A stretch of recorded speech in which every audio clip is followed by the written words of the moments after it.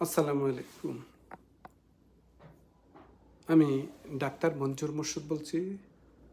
আজ আমরা কথা বলবো এমন একটা বিষয় নিয়ে যা অনেকেই ব্যবহার করেন। সেটি হচ্ছে কি আর্টিফিশিয়াল সুইটেনার, কৃত্রিম চিনি। অনেকে ভাবেন চিনি বাদ দিয়ে এই মিষ্টি খেলে শরীর এবং হার্ট নিরাপদ থাকবে, কিন্তু সত্যিই কি তাই? আর্টিফিশিয়াল সুইটেনার যেমন অ্যাসপারটেম, সুক্রোজ বা স্যাকারিন, এগুলি ক্যালোরি কম বা শূন্য, তাই ডায়াবেটিস রোগী বা ডায়েট করতে চাওয়া মানুষ এগুলি বেশি খেয়ে থাকেন।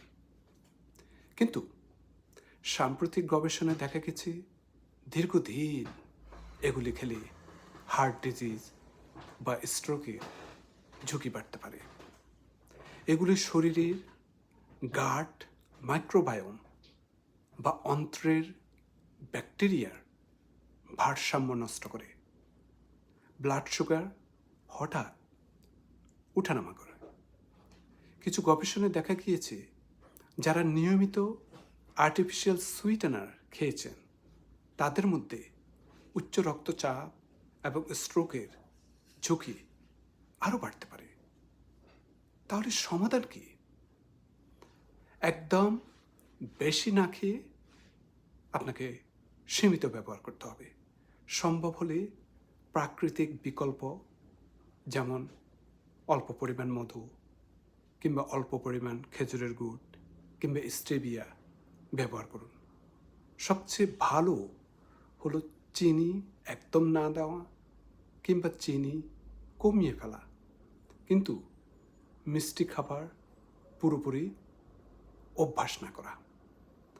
ডায়াবেটিস রোগীরা ডাক্তার বা নিউট্রিশনের পরামর্শ ছাড়া আর্টিফিশিয়াল সুইটেনার নিয়মিত ব্যবহার না করাই বেটার।